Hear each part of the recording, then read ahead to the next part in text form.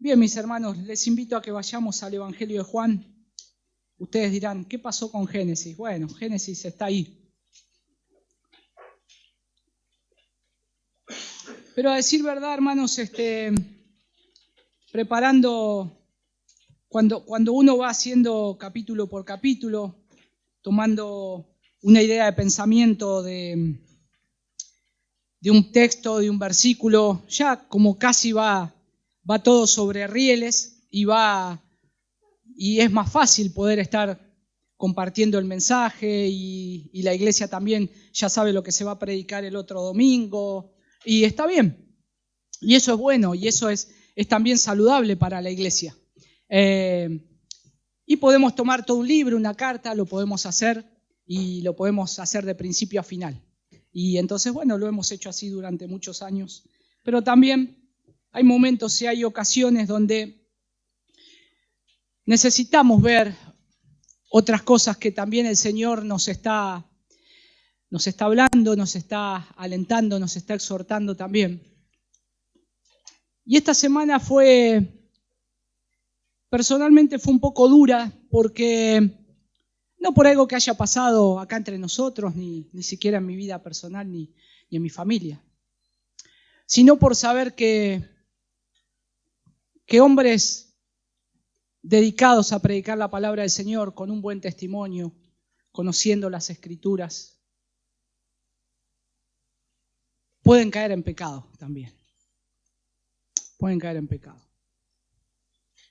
Y no es de nuestro país, un pastor,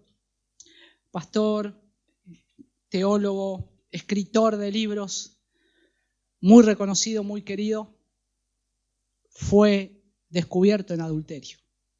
Imagínense el choque, ¿no? El golpe para la familia, para una iglesia. Si eso afecta tanto a la distancia de personas que ni siquiera tal vez él ni conoce, imagínense el entorno más cercano. Y entonces eso, mi cabeza se fue pensando en decir, Señor, guardanos, porque ninguno está exento de eso. Y sobre todo aquellos que se dedican a predicar y a enseñar la palabra del Señor. Y dentro de la iglesia, personas que son un ejemplo, un testimonio, y que nosotros conocemos, también, si llegara a pasar eso, sería un dolor muy grande.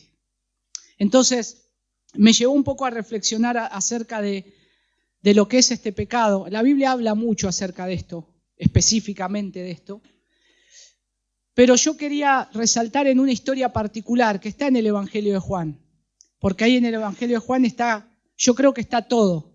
Está alguien que es sorprendido en adulterio, alguien que viene a acusar a ese que es sorprendido en adulterio, sin saber que también se tiene que examinar al mismo, a ver si no está haciendo lo mismo o cosas peores.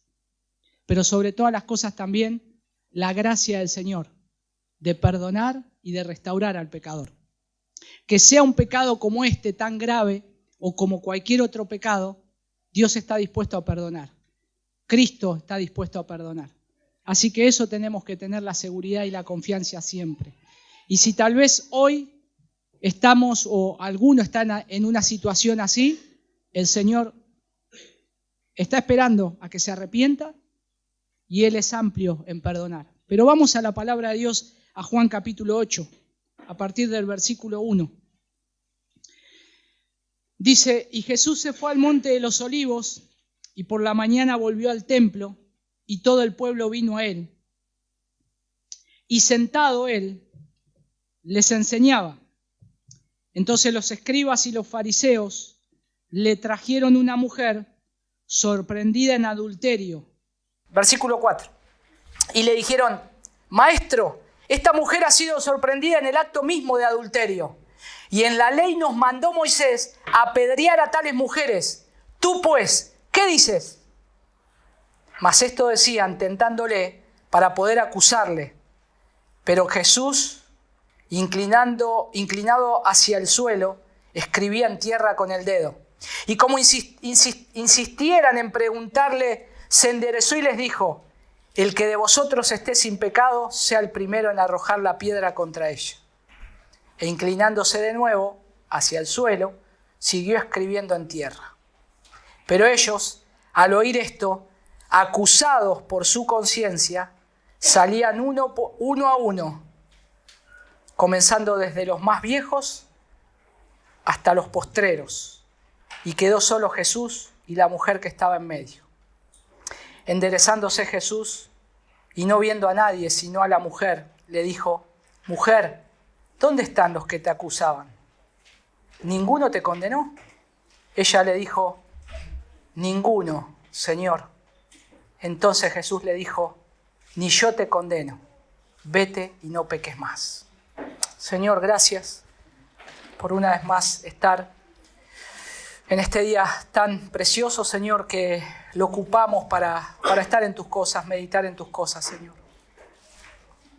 Gracias, Padre, porque nos llevas a tu palabra para poder pensar.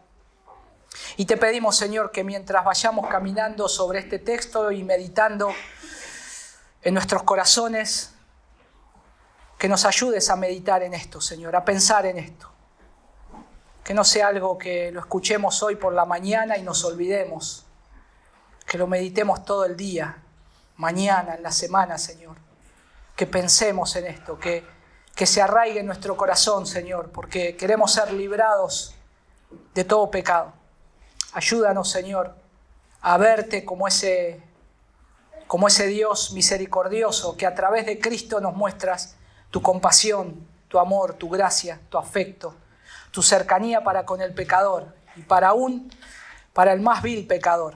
Ayúdanos, Señor, porque nosotros estábamos en esa condición, Señor. Gracias por traer libertad. Y todavía hoy, Señor, sigue trayendo libertad sobre este lugar, sobre cada persona que está escuchando, Señor. Ayúdanos una vez más, en el nombre de tu Hijo Jesús. Amén y amén. Cuando nosotros hablamos del pecado, y hay dos cosas que necesitamos recuperar. Bueno, yo creo que hay más de dos cosas que necesitamos recuperar, que la iglesia necesita recuperar, el cristiano necesita recuperar, vos y yo necesitamos recuperar. La primera son cosas necesarias, ¿no? Hay más de estas dos, pero creo que la primera es, tener una desesperación por Dios. Estar tan desesperado por querer conocer a Dios que, ¿cómo puedo hacer para conocer a Dios? Tenés que leer la Biblia, leo la Biblia. Tenés que sentarte y escuchar un sermón, vengo y escucho el sermón. Tenés que hacer un discipulado, hago un discipulado. El que está desesperado por el Señor busca la forma de poder saciar esa sed, de poder estar cerca de Dios. Y yo creo que eso hay que recuperarlo, Porque muchas veces, como decimos en el barrio, nos achanchamos, hacemos la plancha. Ya conozco todo, ya conozco las doctrinas, ya sé lo que dice la Biblia, ya la leí un montón de veces. Pero necesitamos estar cerca de Dios. ¿Por qué? Bueno, por la segunda razón que yo creo que necesitamos recuperar. Un quebrantamiento por el pecado. Que ver lo terrible que es el pecado. Y cada vez que nosotros estamos frente al pecado, que haya una tristeza y que haya un quebrantamiento. Que haya un llanto, que verdaderamente haya una desesperación, porque el pecado me aleja de Dios. Dios no puede estar cerca del pecado. Dios aborrece todo lo que es el pecado. Pero por la gracia y misericordia del Señor, Él se acerca al pecador. Él se acerca con gran benevolencia, tal benevolencia que Él envía a su Hijo Jesús a este mundo. Y lo que hace Jesús es estar demostrando lo que Dios quiere hacer con el hombre pecador. Pero nosotros tenemos que tener conciencia de lo que es el pecado. Todos sabemos lo que es el pecado, lo que significa, lo que costó. El pecado costó la muerte de nuestro Señor Jesús. No es algo que hay que tomar a la ligera. Cuando se hacen cosas contrarias a Dios, cuando los niños que están acá, sus padres le están diciendo no hagas esto porque desagrada a Dios. Eso es pecado y tienen que tomar conciencia de lo que están haciendo, no agrada al Señor y los aleja de Dios. Y hay que prestar mucha atención. Hay un autor que se llamó Richard Baxter, y él escribió un libro que se los recomiendo lo puedan leer. Se llama Orientaciones para odiar el pecado. Y en ese libro hay un extracto que dice lo siguiente, yo lo voy a citar acá. Dice él: tengan bien considerado el sacrificio de Cristo, su sangre derramada y su vida santa. Su trabajo es expiar el pecado y destruirlo. Su sangre fue derramada por su vida lo condenó. Ame usted a Cristo y odiará todo aquello que causó su muerte. Ame a Cristo y usted anhelará ser hecho a su imagen y odiará aquello que tan contrario es a Él. Fin de la cita. Odiar el pecado. Si hay algo que con todas mis fuerzas y nosotros con todas nuestras fuerzas tenemos que hacer, es odiar el pecado. Odiar el pecado. Nuestra lucha no es contra sangre y carne. Yo no tengo que odiar a una persona de carne y sangre.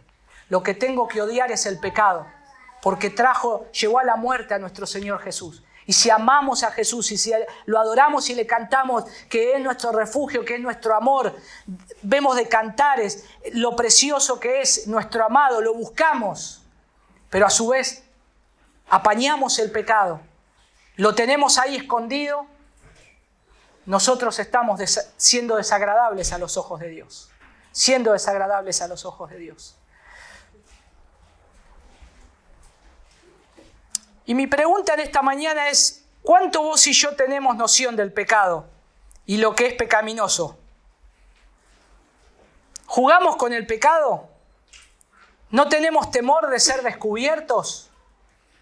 Acá puntualmente vamos a ver un hecho de adulterio, de una mujer adúltera, en la cual la sociedad la conocía, la despreciaba, se acostaba con un montón de hombres. Es esa mujer que alguno se podía acercar, pagar por sus servicios y poder estar con ella, siendo casado o no siendo casado. Pero era una mujer también judía, era una mujer ahí del pueblo.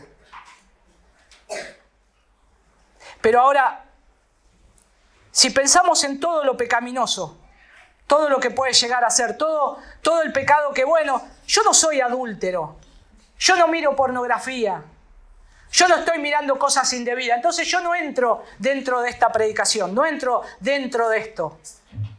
Tal vez no, tal vez es algo bueno, gloria a Dios, el Señor te está guardando de eso, pero no creas que no podés caer, no creas que no te puede pasar. A Satanás le encanta encontrar gente creída de esa manera. Y acuérdense, mis hermanos, Satanás tiene el permiso de parte de Dios todavía para probarnos. Tiene el permiso de parte de Dios para hacer cosas que tiene que hacer hasta el tiempo que Él sea destruido, o sea, sea encarcelado. Pero mientras tanto, Él está. Y la palabra de Dios nos advierte y nos avisa. Anda como león rugiente buscando a quien devorar. Entonces, no podemos ser ingenuos.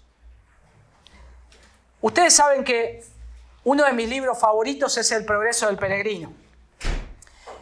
Y muchas veces lo leo a base de meditación.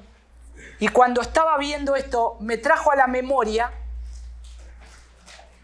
en un momento en que Cristiano, que es el personaje del progreso del peregrino, Cristiano es el peregrino, llega a un lugar que es una casa donde lo recibe un hombre llamado intérprete.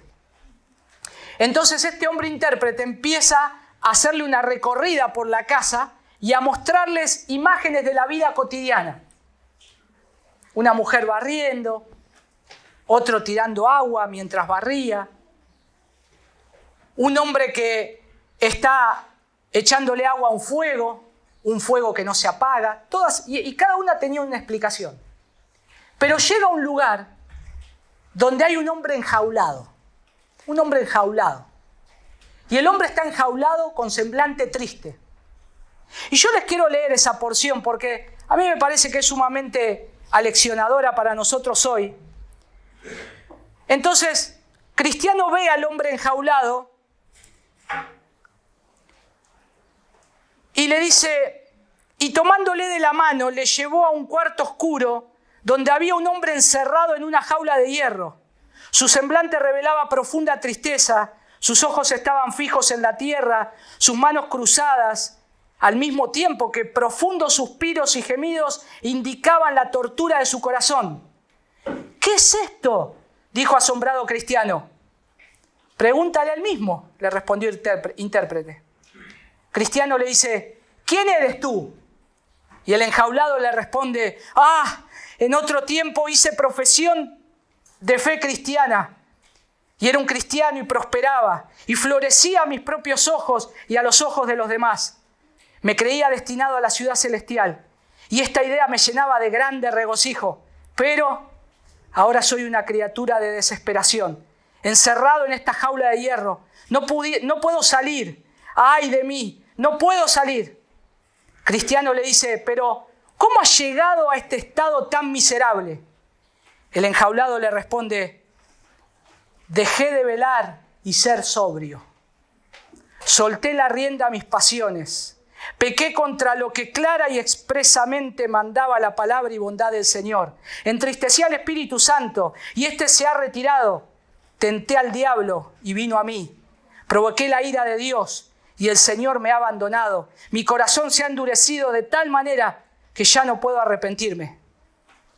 Cristiano le dice, ¿pero no hay remedio ni esperanza para ti? ¿Habrás de estar encerrado siempre en esta férrea jaula de desesperación? ¿No es infinitamente misericordioso el Hijo bendito del Señor? El enjaulado le responde, he perdido toda esperanza. He crucificado de nuevo en mí mismo al Hijo de Dios. He aborrecido su persona. He despreciado su justicia.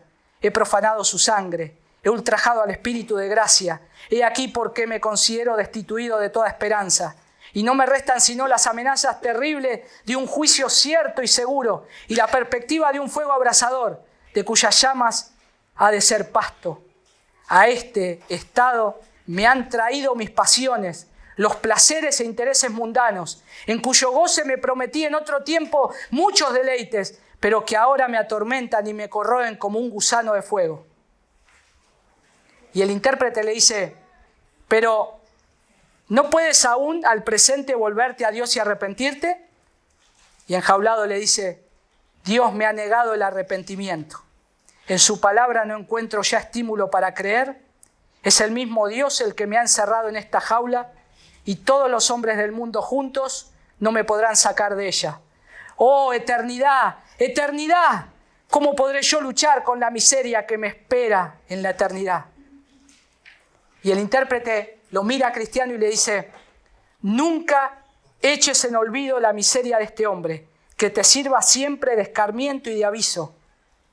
Y Cristiano dice, terrible es esto, concédame el Señor su auxilio para velar y ser sobrio y pedirle que me permita el que yo llegue algún día a ser presa de tamaña miseria.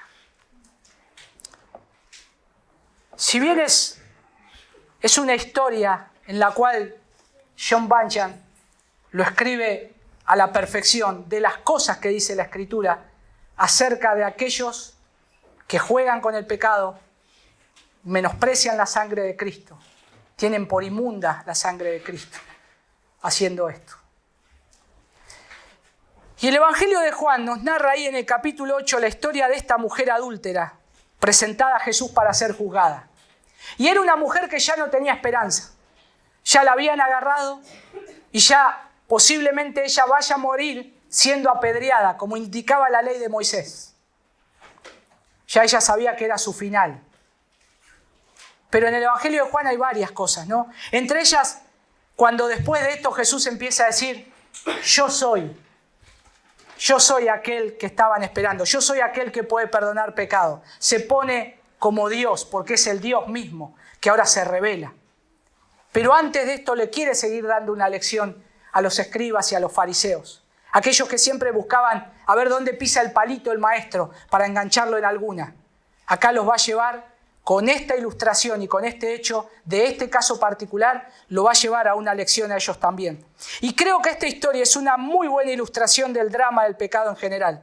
Pero deseo que podamos prestar atención principalmente al pecado en el cual a ella la atrapan, a ella la agarran. Si bien estas cosas a veces se hacían a la noche o las mujeres estas se presentaban en la oscuridad, o en lugares donde no era muy públicamente visto, ahora se ve que la agarraron, en teoría, en el mismo acto de adulterio, de encontrarse con un hombre que no era su esposo, seguramente ni esposo tenía, y específicamente estando con él en una situación tal. Porque creo que acá podemos apreciar por lo menos 3 puntos acá, de ver el pecado, de no pasar por alto el pecado de esta mujer. Si bien acá la lección es, y lo que Jesús va a enseñarles a ellos, que ellos también son pecadores y se tienen que arrepentir, que ellos se han prostituido con otros dioses y que ellos se tienen que arrepentir delante del Señor y se tienen que poner a cuentas delante del Señor, porque son tan pecadores como esa mujer, son tan adúlteros como esa mujer. Su conciencia los va a acusar a ellos. Pero yo quiero resaltar 3 cosas acá. En primer lugar, las consecuencias que trae el pecado. Las consecuencias que trae el pecado. El segundo elemento que quiero resaltar acá es que también la toma de conciencia del pecado es necesaria. Necesitamos tomar conciencia del pecado. Y finalmente, por supuesto, la oferta del perdón sobre el pecado. Porque acá el tema es el pecado. La traen por un pecado, Jesús le habla de ese pecado y finalmente le perdona ese pecado por medio de su gracia. Entonces, veamos ahí las consecuencias del pecado. ¿Qué es lo que el pecado causa? Bueno, ustedes rápidamente podrán decir, causa mucho daño, ¿no? Causa mucho daño. Cualquier tipo de pecado causa mucho daño. No solo es una afrenta a Dios, sino que también es hacia otra persona, hacia nosotros mismos. En la historia que presenta Juan, el pecado general del ser humano queda ilustrado por el pecado acá del adulterio. Acá hay un pecado específico, es el pecado del adulterio, está saliendo a la luz. Y el daño causado por este pecado resulta, podríamos decir a todas luces, evidente. ¿Por qué? Porque causa muchos problemas y mucho dolor. El pecado del adulterio lo que causa es un dolor hacia otras personas que nos aman, hacia una familia, hacia una esposa que nos ama, que nos ha sido fiel, hacia hijos que nunca están pensando que papá o mamá puedan hacer semejante cosa. Imagínense, causa mucho dolor. Ese pecado causa mucho dolor. ¿Cuánto dolor trae a esa parte inocente? Y con cuánta razón muchas veces después de esto, aunque haya muchos arrepentimientos, la confianza tenga que volver a restablecerse, ¿no es cierto? Causa muchísimo tratar de recuperar esa confianza. ¿Cómo sé que no vas a hacer lo mismo? ¿Cómo sé que no vas a volver a mirar a otra mujer o a otro hombre después de esto? Desconfianza, volver a recuperar la confianza. ¿Cuánto daño a uno mismo también? Daño espiritual, daños físicos. ¿Cuántos hombres que han pasado por esa situación y han contraído enfermedades venéreas que después la han tenido que llevar durante toda su vida?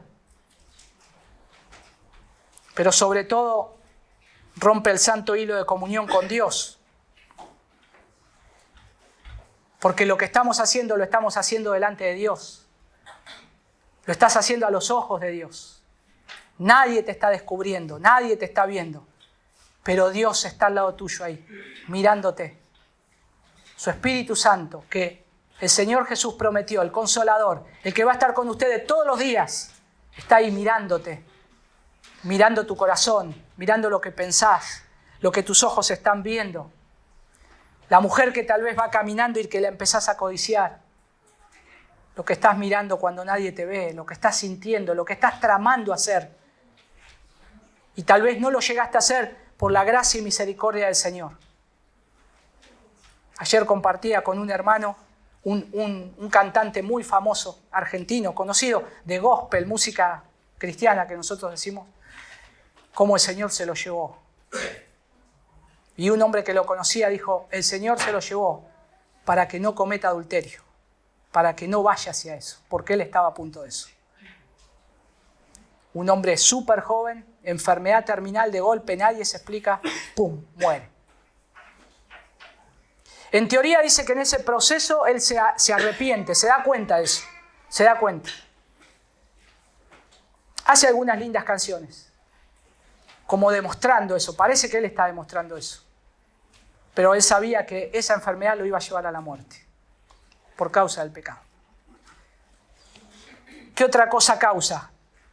No solamente tristeza, dolor. Yo no sé si esta mujer adúltera, obviamente que le causaría dolor a una familia. Había familia detrás de ella. Pero imagínense que la traen delante de varios y causa mucha vergüenza. Ella no viene como una mujer empoderada. No viene como una mujer, acá hago lo que quiero. Ella ya viene dispuesta a que la van a matar. Y causa mucha vergüenza.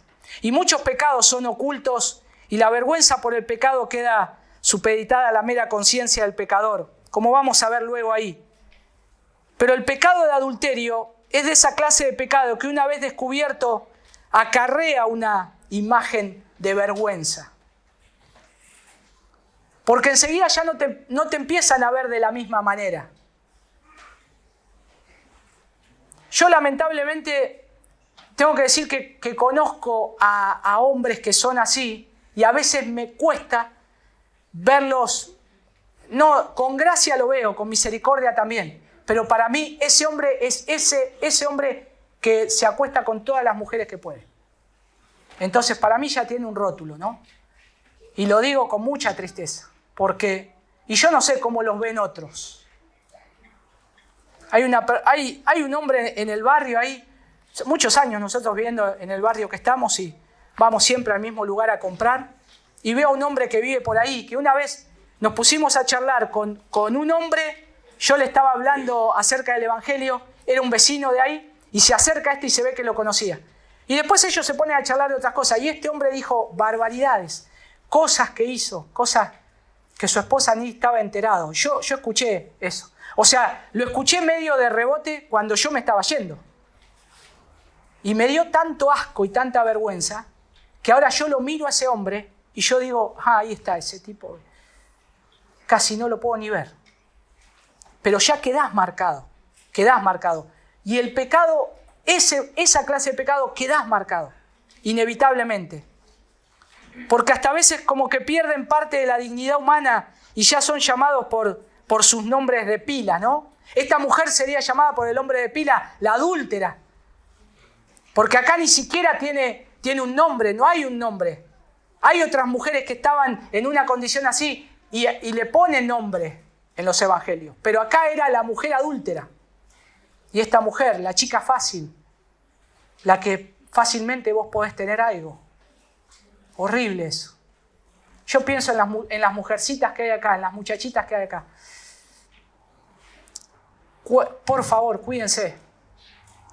Cuiden su corazón, cuídense, que no lleguen a pensar los hombres algo así, que caigan en algo que digan, ahí, esa chica, sí, es la chica fácil. Bueno, los hombres también. La que se acostó con todos, o mirá el tipo es infiel, el que engañó a su esposa, etc. Bueno, cosas peores que ni me atrevo a reproducir.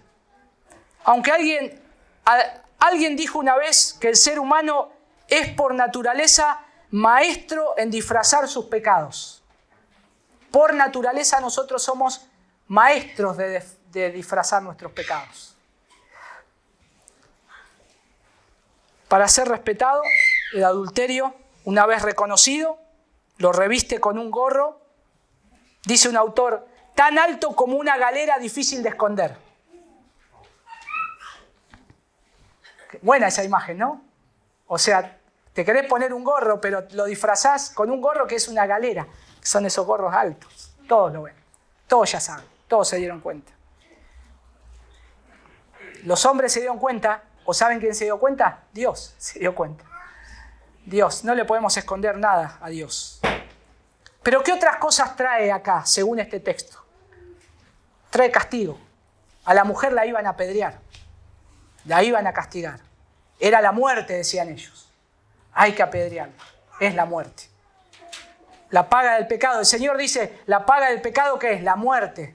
Y si coqueteás con el pecado, estás jugando con la muerte. Estás coqueteando con eso. Toda transgresión es siempre castigada, en esta vida o en la otra. En cualquier cultura y en cualquier civilización existe un marco legal, un cuerpo legislativo de leyes que lo que hacen es tomar a aquella persona transgresora, la traen y la condenan por el pecado que hizo. Dios es el juez supremo, el juez santo. Él no va a dejar sin castigo el pecado. No va a dejar sin castigo el pecado. Dios lo va a castigar.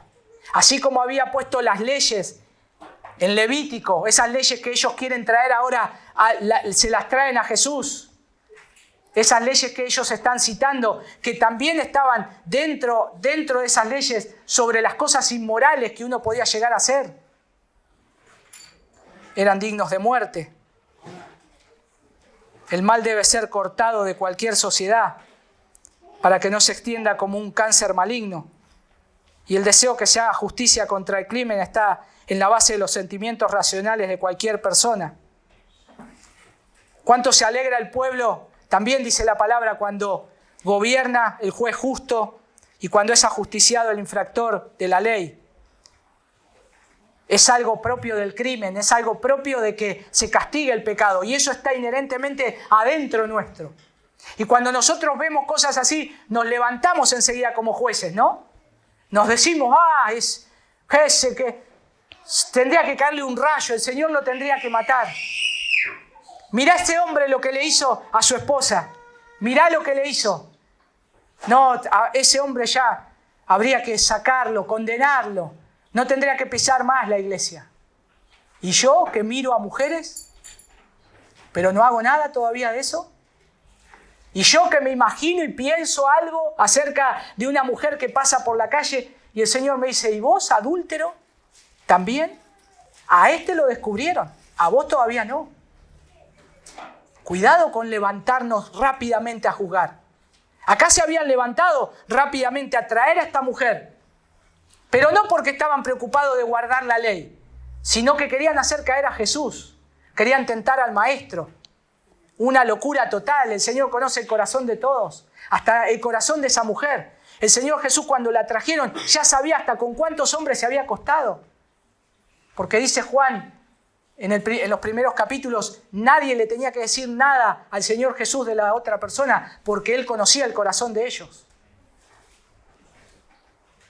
Hablemos un poco de la conciencia del pecado, porque hacia eso también ahora va a ir diciendo nuestro texto. ¿Cuál es la función de la conciencia? Y en el relato de la mujer adúltera ahí, acontece un hecho imprevisto. Miremos ahí un poco el texto. Sé que no lo sacaron porque no buscamos otro texto. Pero dice que los escribas y los fariseos le trajeron una mujer sorprendida en adulterio y poniéndola en medio, cosa de avergonzarla bien, le dijeron, maestro, esta mujer ha sido sorprendida en el acto mismo de adulterio. Y en la ley nos mandó Moisés a apedrear a tales mujeres. ¿Tú pues qué dices? Mas esto decían tentándole para poder acusarle. Pero Jesús, inclinado hacia el suelo, escribía en tierra con el dedo. Y como insistieron en preguntarle, se enderezó y les dijo, el que de vosotros esté sin pecado sea el primero en arrojar la piedra contra ella. Inclinándose de nuevo hacia el suelo, siguió escribiendo en tierra. Pero ellos, al oír esto, acusados por su conciencia, salían uno a uno, comenzando de los más viejos y luego los posteriores.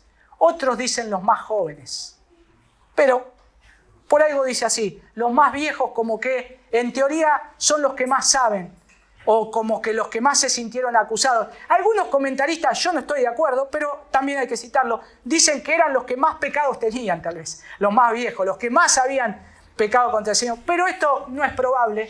Pero solamente lo deja Juan ahí como algo que nosotros lo podemos ver y utilizar de ejemplo también.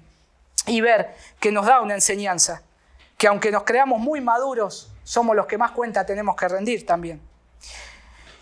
Y los acusadores ahí van a ser ellos mismos acusados. Todo lo que habían tramado al presentar a Jesús a esa mujer, tomada en el mismo acto de adulterio, se les va a volver en su contra. Porque pensaban hacer caer a Jesús en una trampa, y Jesús, Él, que los va a tomar a ellos por sorpresa porque los va a enfrentar con su propia conciencia, según ahí el texto. Y la conciencia es ese sentido que tiene el hombre para decidir moralmente si algo es bueno o malo. Todos tenemos conciencia. El Señor no nos quitó la conciencia.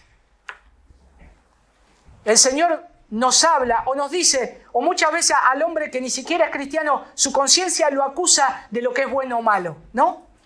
Un hombre que le gustan las mujeres, pero está casado, es ateo, no va a la iglesia, no conoce la Biblia, nada, sabe que va a juntarse con esa mujer que no es su esposa y que lo que está haciendo está mal. Su conciencia lo acusa. Ese hombre que agarra el celular y que abre una página en internet y que busca y ve cosas que no tiene que ver. Ve cosas que yo a veces me pregunto, ¿vos mirarías esto? Señor Jesús, mirá lo que estoy mirando, mirá, deleitate en esto. Hermanos, es aberración delante del Señor. Pero es como tendríamos que estar pensándolo, porque Dios nos está mirando. Lo estamos llamando al Señor. Sé parte de mí con esto que yo estoy mirando. Sé parte de mí con esto que yo estoy pensando, que quiero hacer, que mi corazón quiere hacer. Vení, Jesús, le estoy contando a Él de alguna manera, porque Él me conoce.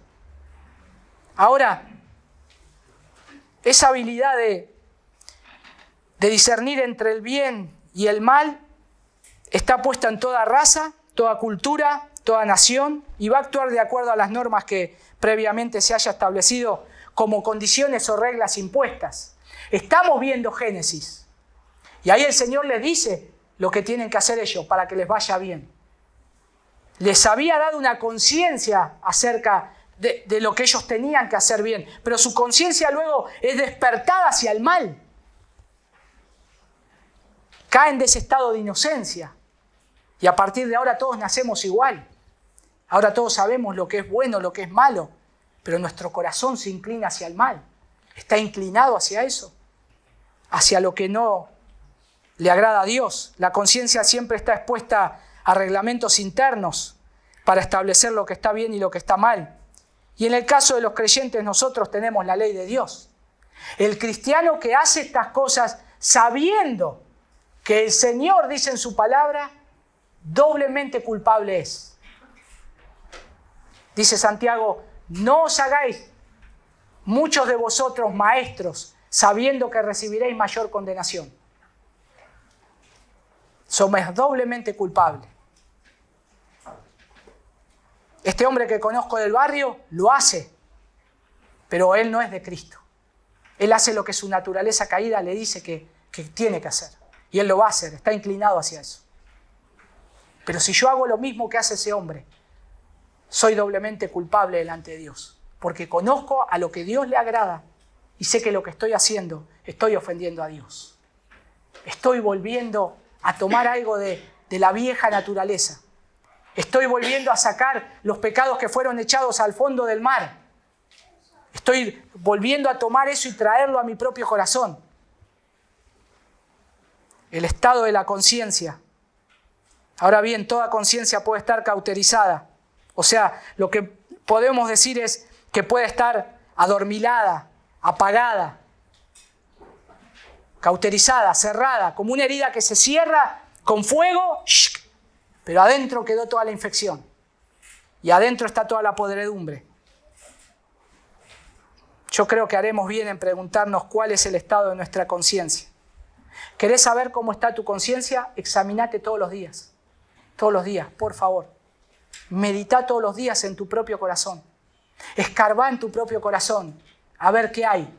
¿Qué hay? También ponete en manos de hermanos fieles, mujeres fieles, piadosas, que puedas confesarle tus pecados, que puedas confesarle tu debilidad. Mi esposa sabe cuáles son mis debilidades. Ella sabe dónde Satanás me puede tentar y ella está ahí cuidándome. Pero yo no voy a agarrar y hacer algo atrás de ella y decir después, ay, ¿por qué no? Culpa tuya que no me cuidaste. No, porque yo también tengo una conciencia de pecado. Yo también sé lo que es bueno. Pero examinémonos en base a las normas que hemos propuesto seguir, sean las que sean. Cuando las vulneramos o cuando vos la vulnerás, ¿tu conciencia te advierte? ¿Te está advirtiendo hoy tu conciencia que lo que estás haciendo mal está mal? ¿O podés seguir? Podés venir a la iglesia, podés leer la Biblia y tener la cara como una viga, como una piedra, pero no es la cara de piedra. Tal vez es tu corazón que se está endureciendo y se está cauterizando y te está llevando a un lugar oscuro. Te está llevando a un lugar oscuro. Examinémonos, por favor. El estado de la conciencia del hombre pecador no regenerado por el Espíritu Santo es de insensibilidad al pecado. Del mismo modo que muchas veces un ciego de nacimiento es insensible a una preciosa noche estrellada, no la puede ver. Se pierde de hermosos paisajes. O un sordo que le pongas una sinfonía de Bach, precioso, no la puede oír. Así puede ser alguien que está frente al pecado. Está frente a eso y no lo puede ver, no lo puede escuchar, porque no se examina, no medita en su propio corazón, no está atento a eso. El pecador se hace cada vez más insensible al pecado. Su transgresión de la ley o norma que Dios le da se hace insensible. Me gusta algo que hay que imitar acá de Jesús.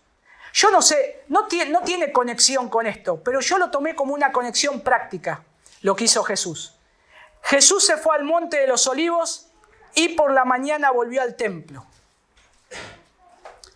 La rutina de Jesús era estar solo muchas veces y a veces estar solo delante de la presencia del Señor. Y lo primero que hizo fue buscar estar en comunión, no solamente con Dios, sino con las personas que Él quería que lo oyeran. Porque Él vino a predicar, el reino de los cielos se ha acercado. Él mismo es el que están esperando. Y esto a mí me deja una enseñanza. Que el primer lugar, yo creo que acá lo que veo en Jesús es diligencia, constancia, valentía, adelantarse antes que venga alguien para poder estar con ellos.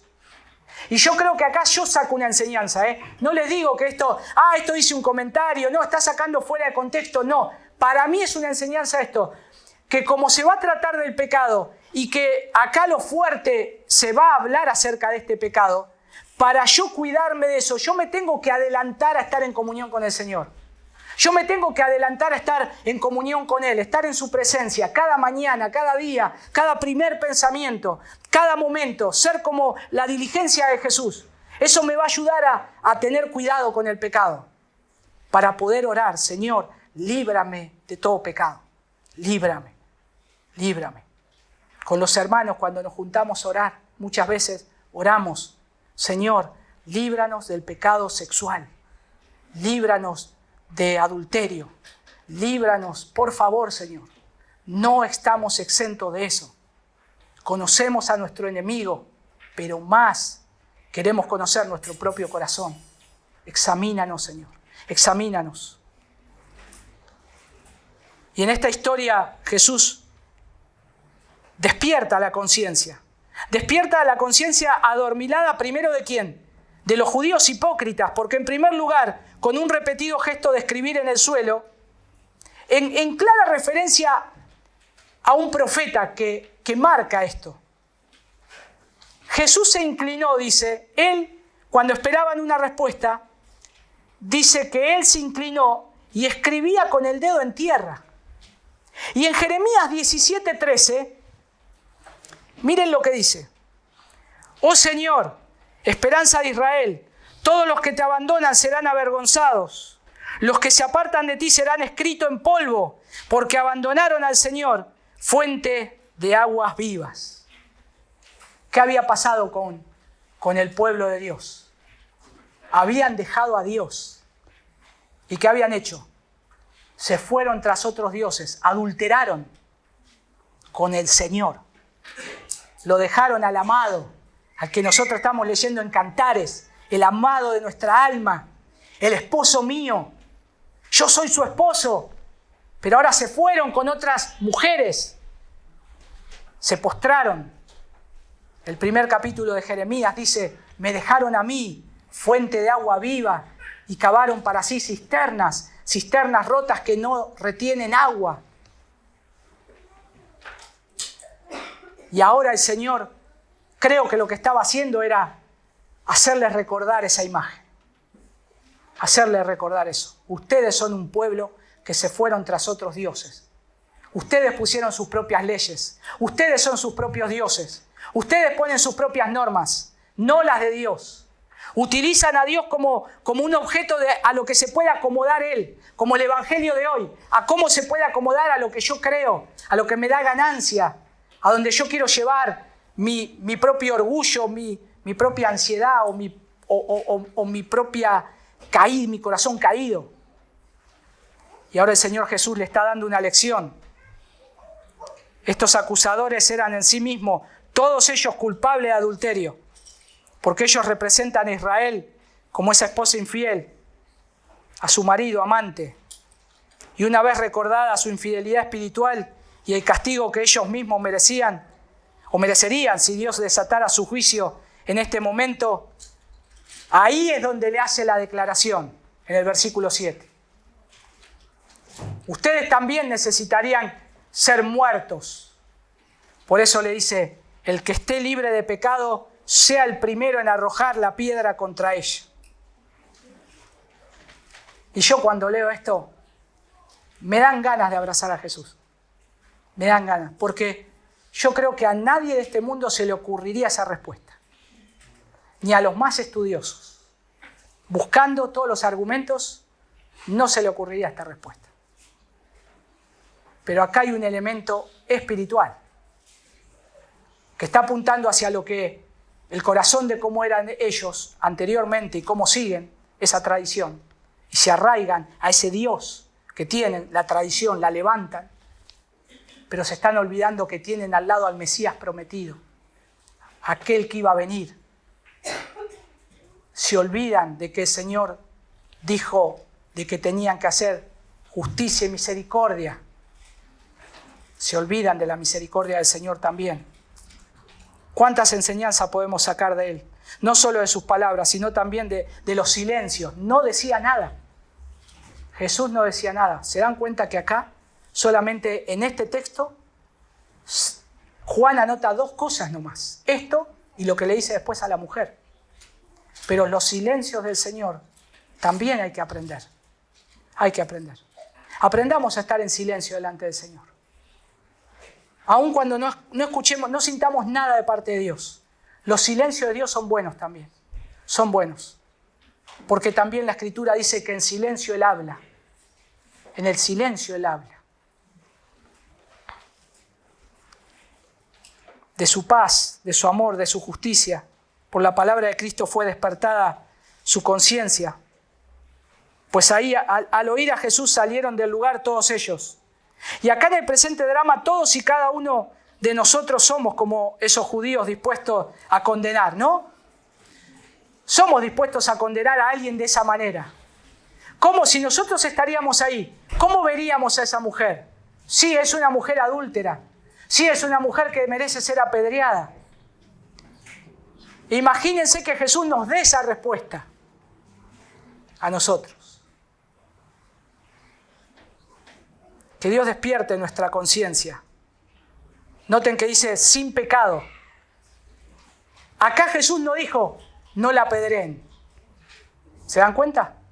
No le está diciendo no, momento, acá nadie va a apedrear a nadie hoy. No. Él como que deja abierto. Bueno, apedréenla. No dice tampoco que la apedreen, ¿no? No dice. Pero lo que no dijo, no sea apedreada, para que no pareciese que hablaba contra la ley, que ahí es donde ellos lo querían agarrar. Sino, o tampoco dijo sea apedreada, porque él había venido no a perder lo que había encontrado, sino a qué vino el Señor.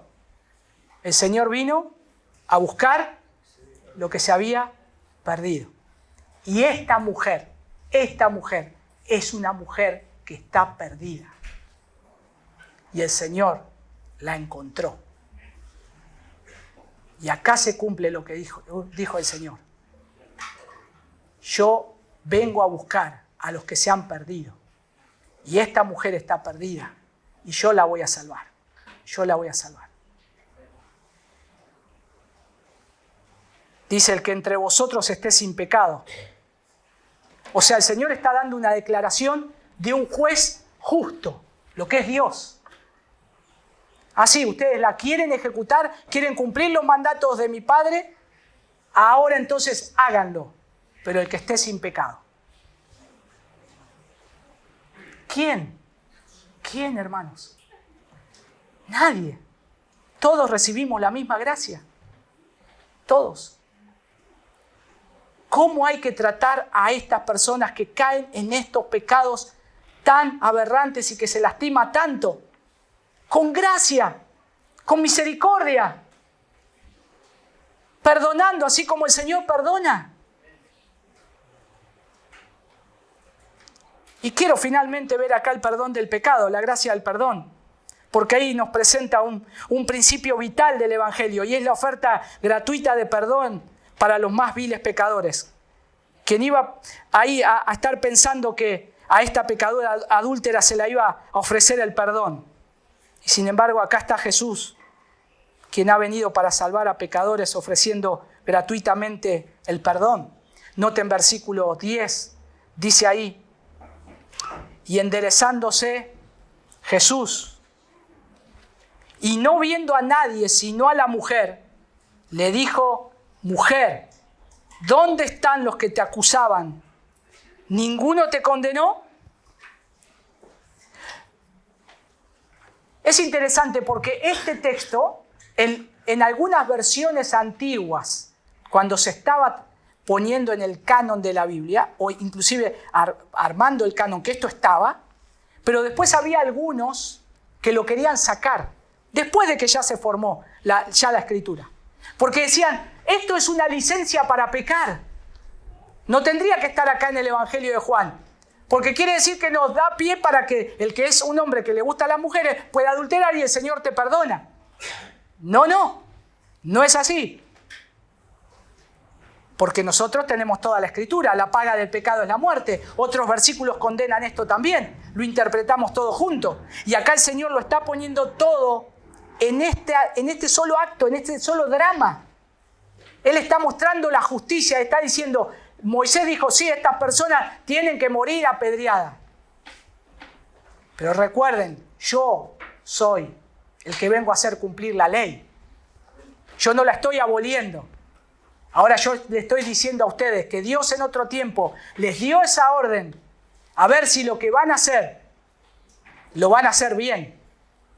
El Señor sabía que todo esto se estaba haciendo mal, porque al traer a la mujer adúltera, la ley decía que traigan al hombre también que fue encontrado con ella. Pero a ellos no les interesaba, estaban haciendo todo mal. Entonces Jesús ahí los agarró, ya sabía. Entonces ellos ya estaban haciendo todo mal.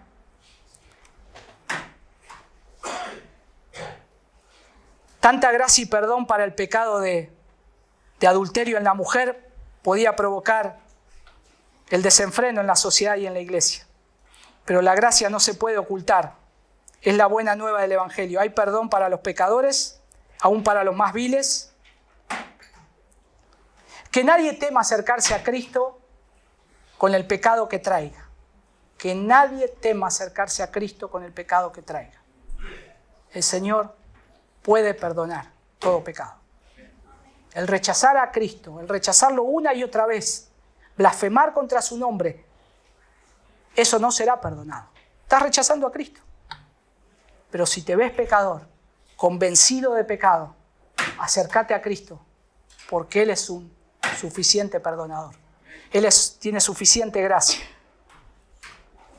Cristo no tenía pecado, por supuesto, y por tanto estaba en condiciones de arrojar Él primero la piedra, ¿no? Él podría haber dicho, yo sí porque no tengo pecado. ¿Y por qué no lo hizo? ¿Por qué no lo hizo? Aunque nadie hay tan severo como Él contra el pecado, nadie hay tan misericordioso como Él hacia el pecador. Ahí lo que está mostrando es lo que dice el Antiguo Testamento. Dios, ¿cómo es Dios? Que es tardo para la ira y grande en misericordia y verdad. Juan lo dice en los primeros capítulos, en el capítulo 1. Él vino para mostrarse al mundo, Él es la luz de los hombres, vino al mundo, Él amó al mundo. Porque Él ahora está mostrando la gracia, la misericordia, la verdad. Pero un día va a venir, y ahí sí va a venir como un juez.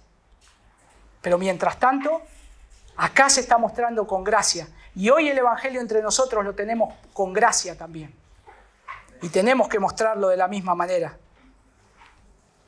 Y ahí sigue, Cristo cita a los demandantes que sigan con sus acusaciones. Dice, mujer, ¿dónde están aquellos que te acusaban? ¿Ninguno te condenó? Pregunta Jesús. ¿Por qué pregunta? Bueno, para avergonzar tal vez a los escribas y fariseos. No, porque no supiera que se habían ido, sino para imprimir mejor en el corazón de la mujer el perdón que iba a concederle. No le está diciendo a la mujer esto para decir, ves, ganaste vos. Los que te iban a acusar se fueron. No, el Señor no tenía esa intención.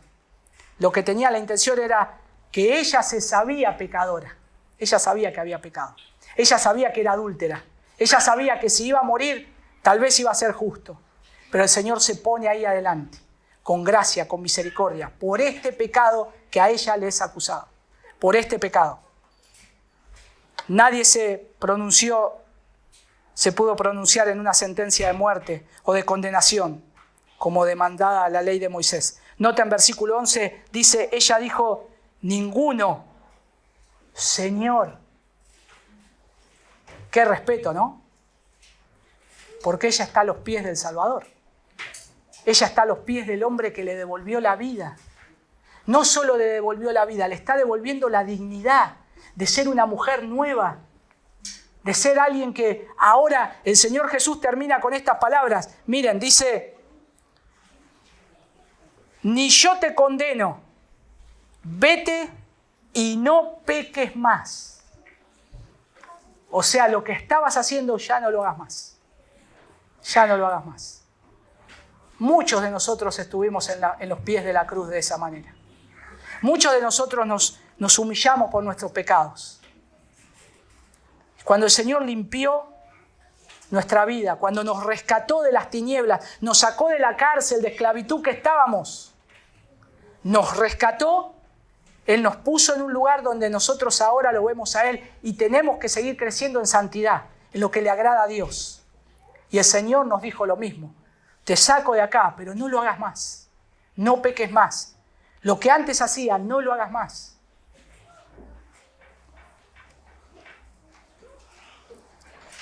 Y notemos también que al verse libre de la acusación de los escribas y fariseos, no se excita por la derrota, ¿no?, de ellos, sino que humildemente ella responde de esa manera.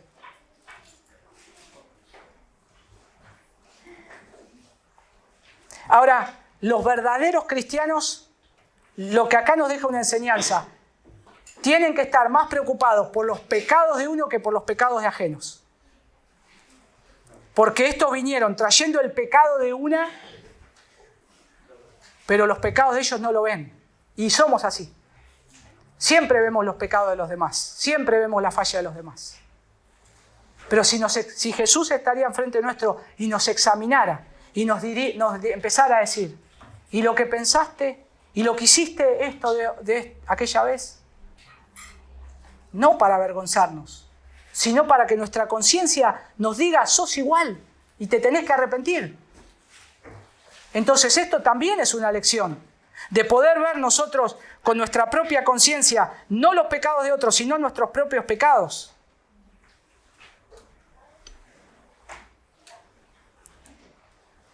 Y esto tiene un precio, ¿no? El precio del perdón. Aclaremos algo muy importante. Que el perdón le resulte gratis al pecador no quiere decir que no sea caro. Le costó la muerte de Jesús clavado en la cruz. Le costó la muerte del Hijo de Dios.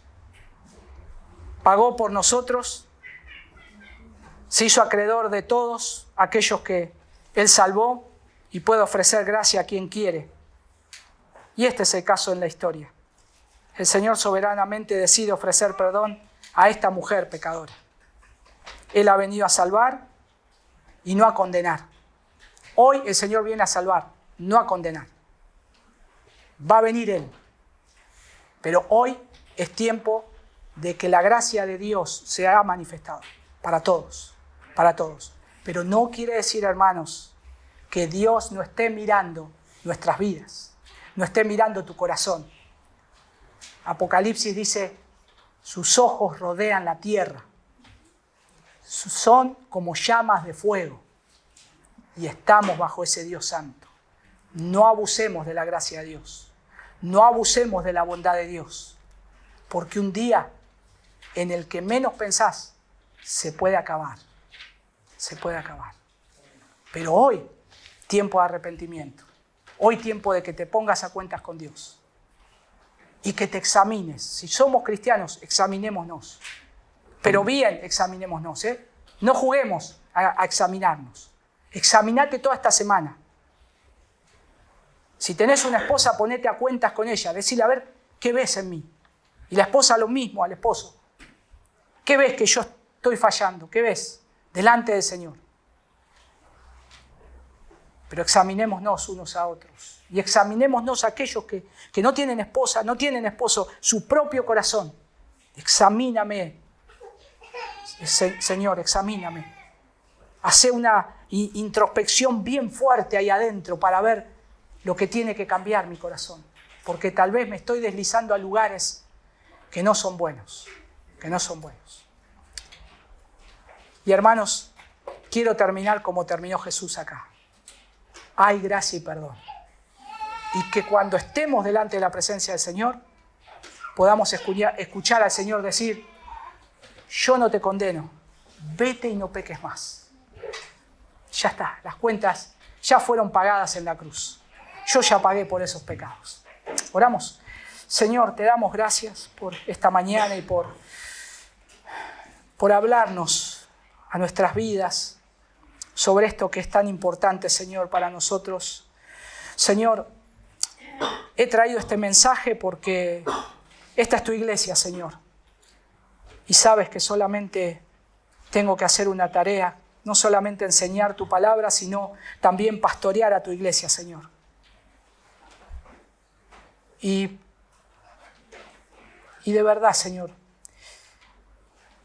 me aterra pensar que se estén pensando cosas el corazón de mis hermanos, que anden por lugares oscuros y que después no sepa nada, Señor, no sepamos nada. Si esto fue puesto por ti, Señor, que dé tu fruto. Y, Señor, que traigas arrepentimiento, convicción de pecado a cada uno de nuestros corazones, Señor. Sabes cuán grande examinación tenemos que hacer.